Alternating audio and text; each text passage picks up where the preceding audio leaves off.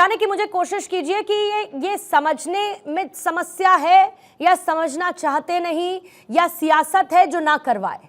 एक आदेश जिसको मजहबी रंग देने की कोशिश या मजहबी बनाने की इंटेंशन सरकार की, आपको क्या नजर आता है? क्योंकि कावड़ यात्री हैं, गुजरेंगे और आदेश दे दिया गया कि बड़े बड़े अक्षरों में नाम लगाइए आपका क्या है अपने ढाबों के ऊपर।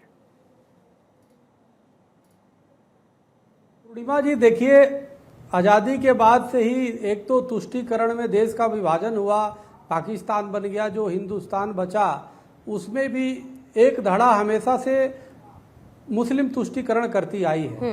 आप जरा देखो कि ये इतना मुजफ्फरनगर की जो निर्णय है इतना सराहनीय है, इसकी मांग हम लोग काफी समय से करते आए हैं और हम तो चाहते कि यही नहीं पूरे देश भर में जितने भी मंदिर धर्म स्थान है सभी जगह लागू हो, क्योंकि इसके पीछे एक बहुत बड़ा ऐसे ये कारोबार चल रहा है जिहादी मानसिकता से ग्रसित होके, जो कहीं ना कहीं हिंदू धार्मिक भावनाओं को आहत कर रहा है। और दूसरी बात, अंदर से एक ऐसी विस्फोटक की स्थिति बनती जा रही कि एक न एक दिन ये फूटेगा ही।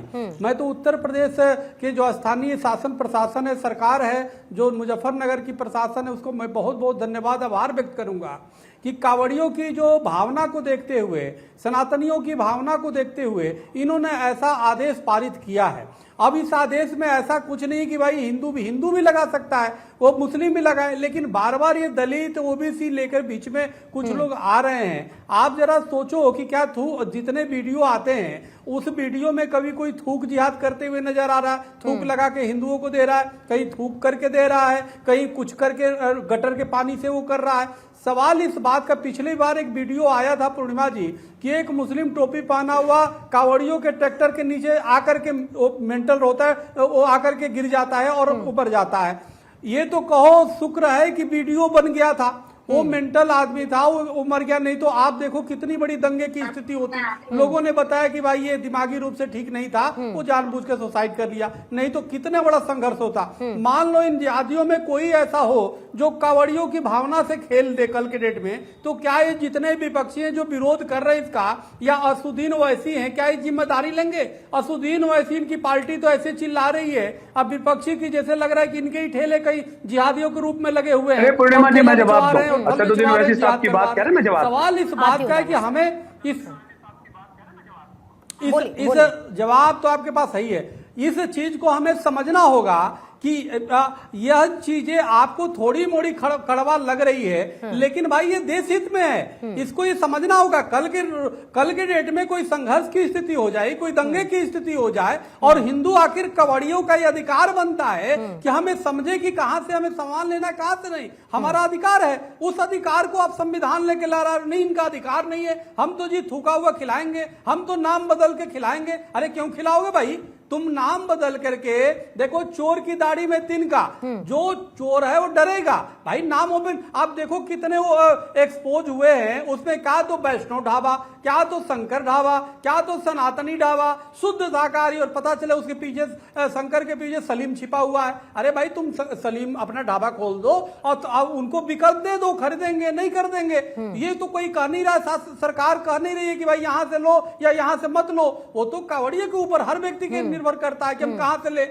आप शाकाहारी बेचते हो उस पर निर्भर करता है, लेकिन आपको ये तो तय करना पड़ेगा। कोई दलित थूक जिहाद नहीं करता, कोई ओबीसी का नहीं करते हुए आपने देखा होगा, करते हैं तो ये जिहादी मानसिकता लोग करते हैं। इसलिए ओबीसी दलित का कार्ड कोई न खेले, इसमें हमें उस व्यक्ति की पहचान करना है। और सभी मुस्लिम भी नहीं करते, ये भी मैं नहीं कह रहा हूं, लेकिन जो कुछ लोग हैं जो थूक जिहाद कर रहे हैं या जो हिंदुओं की भावना को आहत करते हैं, अगर एक व्यक्ति भी उसमें कहीं पकड़ा जाता है पूर्णिमा जी, या कोई कर देता है घटना, तो पूरा देश जलेगा भाई, पूरे देश में दंगे हो गए, फिर कौन जिम्मेदारी लेगा इसका? राहुल गांधी जी लेंगे क्या असदुद्दीन ओवैसी लेंगे क्या, आखिर कौन लेगा? तो ये सिर्फ बैठ करके कुछ भी बोल देना और तुष्टीकरण में करना। आप ये देखो, यद्यपि शुद्धम लोक विरुद्धम, आप ये देखो कि क्या सही है, हम उसको देखें, कौन सही है ये मत देखो। और सही ये है कि मुजफ्फरनगर की जो प्रशासन ने किया है वो बहुत सराहनीय कार्य किया है, और इस तरह से पूरे देश में लागू होना चाहिए। चाहिए,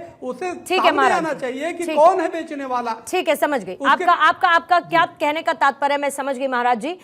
रिजवी साहब के पास जाती हूँ, फिर कुरैशी साहब आपसे मैं जवाब लूंगी। रिजवी साहब, अभी आपने सुना चक्रपाणी महाराज का क्या कहना था। मैं नाम को ना बताना या नाम बदल देना आपको छलावे से क्या कम नजर नहीं आता है? इस फैसले को एक मजहबी रंग देने की कोशिश की जा रही है, लेकिन इस फैसले के पीछे की भावनाएं दूसरे धर्म के लिहाज से भी क्या समझने की जरूरत नहीं है? और क्या इसमें एक बैलेंसिंग एक्ट नहीं होना चाहिए? मैं ये इसलिए पूछ रही हूं आपसे क्योंकि जितने भी दुकानदार लाइन से हैं उसमें 90% ऐसे लोग हैं जिनको इस फैसले से कोई समस्या नहीं है। देखिए, ऐसा है कि पहली बात तो ये कि जो कांवड़ यात्रा है ये कोई नई यात्रा नहीं है। सनातन धर्म नया नहीं है और जितनी यात्राएं हैं कोई नई नहीं है, और सरकार भी नई नहीं है। 10 साल से सरकार केंद्र में है और योगी जी की 2017 से सरकार है।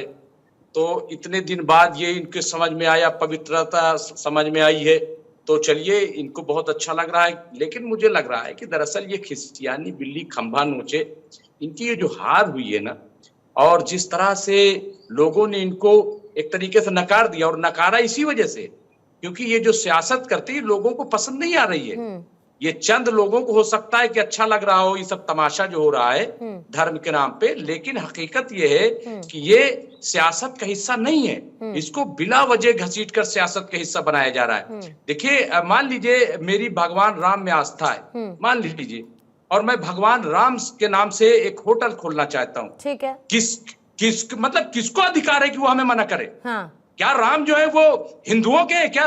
हाँ। क्या शंकर भगवान हिंदुओं के हैं क्या? कहे कोई? अगर मेरी आस्था है, मान लीजिए अगर मेरी राम में आस्था है, मेरे हनुमान जी में आस्था है, और मैं उनका नाम रखना चाहता हूँ अपने दुकान का, किसमें हिम्मत है? नहीं, और तो कौन सा दुकान एक्ट का कहता है नाम कि आप जो हटा रखने दीजिए? से, दुकान का नाम रखने से रिजवी साहब, हाँ, मैं कह रहा बिल्कुल। अरे भाई, आस्था कहीं ना कहीं दिखाई देगी ना। रिजवी साहब, मैं ये कह रही हूँ कि दुकान का नाम रखने से किसने मना कर दिया? ये कहा ना कि दुकान का नाम रखिए, अपना नाम तो बता दीजिए। अरे भाई, तो ऐसा है, लाइसेंस अपना हमेशा नाम जेब में बता रखा दीजिए जाता ना। है। एक मिनट मैडम, सुन लीजिए, सुनिए मेरी अरे बात। सुन लीजिए, फिर अरे जब आप सुनिए, इस तरीके मैं की समझ गया बात करते हैं रिजवी साहब, तो फिर गिरिराज सिंह जैसे लोगों का बयान आता है कि अगर इतना ही प्रेम है तो फिर हिंदू बन कोई नए जाइए। है क्या? अगर इतना प्रेम है तो फिर हिंदू बन जाइए। है गिरिराज? मैं ये कह रही हूँ रिजवी साहब, आप देखिए शुभेंदु अधिकारी क्या बात कर रहे हैं, किस तरह के आपस में बीजेपी में इस वक्त माइनॉरिटी डिपार्टमेंट लड़ रहा है। जो माइनॉरिटी मोर्चा है बीजेपी का, वो आपस में लड़ रहा है। ढाबे का नाम थोड़ी किसी ने कह दिया बदलने को।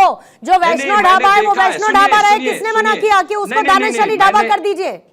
आप मेरी बात समझिए, समय क्या कह रही है? मैं समझ रहा हूँ, इस आदेश को ठीक तरीके से बताने की जरूरत है ना। नाम जो है बड़ा, या तो फिर आप भी इसमें आग लगा रहे हैं, या तो आप भी इसमें एक माचिस की तीली झोंक दे रहे हैं। नहीं, मैं आग नहीं लगा तो फिर आप ये बताइए कि जो नाम है उस नाम को हटाने के लिए किसने कह दिया? ये कह रहे हैं कि जो प्रोप्राइटर है वो अपना नाम बता दे, जो ढाबे का मालिक है वो अपना नाम बस लिख दे। क्या नाम बोर्ड बन जाता है क्या? आप बताइए। अरे तो बोर्ड ना बनाए, बोर्ड तो जो है वो रखे, किसने मना किया? मैडम सुनिए तो पहले, मैं एक बस चला रहा हूँ, बस में हमने जरूरी है कि हमारे पास लाइसेंस है बस का, सब हमारे पास प्रोप्राइटरशिप है। एक छोटा सा लिखा रहता है वहाँ पे बस के कॉर्नर पे, लेकिन बस जो ट्रेवल है वो HR ट्रेवल कोई कर देता है, कोई कुछ ट्रेवल कर देता है, लेकिन आप कह रहे नहीं, ऊपर फ्रंट पे आप अपना नाम लिखिए। ये क्या बात हुई?